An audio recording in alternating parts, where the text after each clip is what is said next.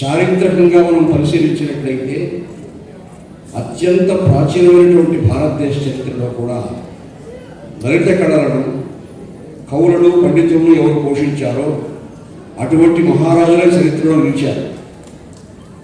విజయనగర సామ్రాజ్య చరిత్ర మనం చూసామంటే హరిహరరాయలు ముక్కరాయల దగ్గర నుంచి చివరి రాజు శ్రీరంగరాయల వరకు కూడా ఒక 60 మంది రాయలు ఉన్నారు. కానీ ఒక కృష్ణదేవరాయల గురించి మనం చెప్పుకుంటాం. ఎందుకంటే ఆ మహానుభావుడు ఆ రోజుల్లో కళలను పోషించడం, పండితులను పోషించడం, తిమ్మరసుతో కలిసి మారువేషంలో ఒకసారి ఆయన తిరుగుతూ ఉంటే రజకుడు చాకలి వాడు ఉంటే వాళ్ళు తిరుగుతున్నారట. ఆయన ఎవరు గుర్తుపట్టలేదు రాజులు. ఒక చాకలి వాడు సాయంత్రం వరకు బట్టలు ఉతికి అలసిపోయి తన శ్రమ పోగొట్టుకోవడానికి వాడికి వాడే ఒక పదం కట్టి పాడుకుంటున్నాడట, జానపదం. అది ఎవరు వేరే రాసింది కాదు. వాడు పాడుకుంటుంది ఏమిటంటే, కొండవీడు మాదేరా, కొండపల్లి మాదేరా, కాదని గీదని వాదుకు వస్తే కటకం దాకా మాదేరా అని పాడుకుంటున్నాడు.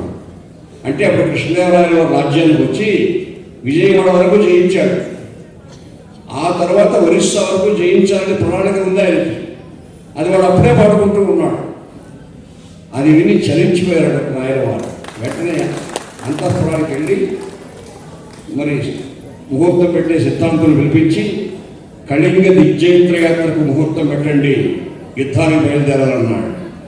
ఎందుకు ప్రభు తొందరపడుతున్నారేమో అంటే, ఒక సామాన్య జానపదుడు కూడా నా భుజబల పరాక్రమాల పట్ల నమ్మకంతో అలా పాడుకుంటున్నాడంటే ఇంక నేను ఆలోచన చేయకూడదు అని. అంటే ఆయన కళింగ దేశం జయించడానికి ప్రేరణ ఒక సామాన్య జానపద కళాకారుడు పాడుకున్నటువంటి ఒక జానపద గీతం. ఆ ఉత్తేజంతో వెళ్ళి కళింగ దిగ్జయంత్ర యాత్ర నిర్వహించి కళింగ దేశాన్ని జయించి, ఒక్కసారి కళింగ దేశం జయిస్తే ఆ తర్వాత ఉత్తర భారతదేశం వస్తాడని మహారాజని బంగాళ అంటే ఇప్పుడు బీహార్, బెంగాల్ ఆ సైన్యాలన్నీ వచ్చాయట వాళ్ళకి సహాయంగా. బంగాళంగ కళింగ భూప సుహటప్రశ్రేణి జంక్షారిణ, మేఘాలు తెలిపినట్టు తేలిపోయాట ఆ సైన్యాలన్నీ ఆయన ముందు, ఆయన పరాక్రమం. ఆ దేశం జయించి అక్కడ రాకుమార్తె అన్నపూర్ణాదేవిని వివాహం చేసుకొని దిగ్విజయంగా తిరిగి వచ్చి రాజుగారు అంతఃపురానికి వచ్చారు. ముందు తిరుమలకు వచ్చి ముగ్గు చెల్లించుకున్నారు. తన బలపరాక్రమాలకు ఐశ్వర్యాలకు కారణం పరమాత్మ అని విశ్వసించిన మహాభాగవతోత్తముడు గారు స్వామికి ముగ్గు చెల్లించుకొని హంపి విజయనగరం వెళ్ళి వెంటనే చేసిన పని ఏమిటంటే, కొన్ని పళ్ళెల్లో రత్నరాసులు కనక వత్సంలో వారు నింపుకొని వెళ్ళి ఆ చాకలి వాడిని సత్కరించడం. వాడికి ఏం అర్థం కాలేదు. ఒకరోజు ఉదయం ఏదో మాసిన భటులన్నీ కూడా గాడిని పని వేసుకుని బయలుదేరుతూ ఉన్నాడు గుడిసెలో. రాజభటులు వచ్చి గత సంవత్సరం ఈ గేయం పాడింది ఎవరెక్కడంటే వీడేనంటే చూపించారు. అలాంటి పాటలు పాడేది వీడేనంటే. వాడు నీకు పంపించారయ్య మహారాజు గారంటే, ఇది చరిత్రలో శాసనబద్ధం చేశారు. ఆ శాసనాన్ని వేటూరు ప్రభాకర్ శాస్త్రి గారు లోకానికి అందించారు. కర్ణాటక దేశాలకు వెళితే ఇప్పుడు కూడా హోస్పేట దగ్గర ఆ చాకలివాడు అంత ధనం ఏం చేసుకుంటాడు, సమాజం కోసం ఖర్చు పెట్టాడు. వాడి దగ్గర చెరువులు ఉన్నాయి, వాడు కొన్ని దేవాలయాలు ఉద్ధరించాడు. అలా సాక్షాత్ యథారాజ యథాప్రజ అన్నట్టు అలాగా మనం ఏ చరిత్రను చూసినా కానీ తమిళ దేశంలో రాజరాజ చోళన్ వాళ్ళ వంశంలో చాలామంది ఉన్నారు. త్రిపురాంతక చోళన్, పరాంతక చోళన్, ఉత్తమ చోళన్, రాజరాజ చోళన్, రాజేంద్ర చోళన్, వాళ్ళందరూ రాజరాజ చోళన్ని కొలుపుకుంటారు.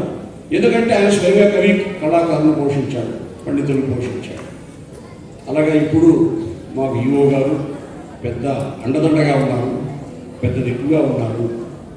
ఇప్పుడు మంచి జేఈఓ గారు కూడా, శరత్ గారు కూడా మంచి సమీక్షలు నిర్వహించి బాగా అగ్ని రాజ్యంతో డైరెక్ట్గా నాకు అనిపించింది. ఒక అధ్యాత్మ వని వసంతం వచ్చింది టీటీడీకి. వసంతంతో వస్తే ఏ విధంగా ప్రకృతి శోభిస్తుందో ఇది అధ్యాత్మ వసంతం. హిందూ ధర్మ ప్రచార పరిషత్ ద్వారా కానీ, అన్నమాచార ప్రాజెక్ట్ ద్వారా కానీ 791 మంది వేద పండితులను మనం నియమించాం సార్. అంతగా వేదాన్ని ఒక్కసారిగా సమాజంలోకి తీసుకోవడంతో ఎప్పుడు జరగలేదు. అది గత సంవత్సరంగా అది వాయిదాలు పడుతూ వస్తూ ఉంటే కూర్చొని సమీక్షించి నిర్ణయం తీసుకోవడం అటువంటి అంశాలన్నీ జరుగుతున్నాయి. కాబట్టి రైతు కళలకు మంచి రోజులు వచ్చాయని అనిపించింది. ఇంతకంటే ఎక్కువ మాట్లాడితే సమస్యగా ఉండదు. మాట్లాడాలి చాపగంతనే మాట్లాడాలి తప్ప ఈరోజు ఇంకా ఈ కళల గురించి ఎంతో మనం చేయాలి. కాబట్టి ఈరోజు ఎంతో పెద్దలు ఉన్నారు ఇక్కడ. మోటూరు సూర్యనారాయణ రెడ్డి గారు, భూపేష్ కుమార్ రెడ్డి గారు, వీళ్ళంతా కూడా సిపాయి సుబ్రహ్మణ్యం గారు కొన్ని దశాబ్దాలుగా ఆయన పేరు వింటున్నాం. కళారంగంలో ఎంతోమంది ఆయన ప్రోత్సహించారు. ఆయన ప్రోత్సహించిన కార్యక్రమాలు నేను కూడా అతిథిగా ఎన్నో కార్యక్రమాలు నేను హాజరు కావడం జరిగింది. ఇలా కళలను పోషిస్తే తప్పకుండా సమాజంలో సుఖశాంతులు ఉంటాయి. భారతీయ సనాతన ధార్మిక స్ఫూర్తి, ఆ చైతన్యం, ఆ నైతిక నిష్ఠ, ఆ సత్య అనుష్ఠానం కూడా సమాజంలో బాగా నిరంతర ప్రవర్తన ఉంటుందని నేను మీకు ప్రత్యేకంగా మనవి చేస్తున్నాను. ఈ రంగంలో 26 సంవత్సరాలుగా కృషి చేస్తున్న సోదరుడు బిఎన్ రెడ్డి గారు, వారి కృషి అభివృద్ధి కళలు ఉద్యోగ స్ఫూర్తితో ఆయన ముందుకు తీసుకుపోతున్నారు. వారికి నా ప్రత్యేకంగా అభినందన తెలుపుతున్నాను. మా సోదరుడు రమణ టీటీడీ నాయకులుగా ఆయన దశాబ్దాలుగా సేవ చేశారు. వీళ్ళంతా ఉన్నారు కాబట్టి ఇంకా జగజ్జీవనంగా విజృంభించే అవకాశం ఉందని మీకు మనవి చేస్తూ ప్రస్తుతం సెలవు తీసుకుంటున్నాను. Thank you sir. Medasani Mohan గారు అంటే ఆయన వదిలేస్తే రేపు తెల్లారితో కూడా 9 గంటలకు మాట్లాడతాం సార్. నేను చెప్పేది నిజం, బోర్ కొట్టదు అతను మాట్లాడుతూ ఉంటే. ఇప్పుడు స్టార్ట్ చేసి గమ్మనే వింటా ఉంటే తెల్లారి 9 వరకు కూడా మాట్లాడే శక్తి ఉన్న వ్యక్తి అతను. ప్రోత్సాహానికి సంబంధించినటువంటి ఎన్నో నాటకాలు, నాటికలు, పౌరాణిక అంశాలు, సామాజిక అంశాలు అన్నీ కూడా గొప్పగా నిర్వహింపబడ్డాయి. ఈ కార్యక్రమంలో ఈరోజు ముఖ్య అతిథిగా చేసేటువంటి తిరుమల తిరుపతి దేవస్థానం శ్రీకార్య నిర్వాహకులు శ్రీ ముద్దాడ రవిచంద్ర గారు కళల పట్ల, కళాకారుల పట్ల, పండితుల పట్ల, విద్వన్మూర్తుల పట్ల వారికి ఎంతో అనుబంధము, వాత్సల్యము, వారి పరిపాలనా విశేషాల్లో మేము ప్రత్యక్షంగా చూడటం జరుగుతుంది. గత ధర్మకర్త మండలి సమావేశంలోనే అన్ని ధార్మిక ప్రాజెక్టులకు సంబంధించినటువంటి కార్యక్రమంలో పాల్గొనే కళాకారులకు ఇతోధికంగా పారితోషికం పెంచుతూ వారు నిర్ణయం తీసుకున్నారు. అలాగే అన్నమాచల ప్రాజెక్టు కళాకారులకి అందరికీ కూడా రెగ్యులర్ ప్రోగ్రామ్స్లో ఉండే వాళ్ళకు కూడా కొందరిలో ఆడిషన్ టెస్ట్ నిర్వహించి ఆ కార్యక్రమాలు కూడా సారు ఎంతో ప్రోత్సహిస్తున్నారు. అదే ఇక్కడ కూర్చున్నప్పుడు ఇప్పుడే నాకు ఒక ఆలోచన వాటి గురించి అనిపించింది ఏమంటే ఎక్కడో ఆలోచిస్తున్నాను నేను.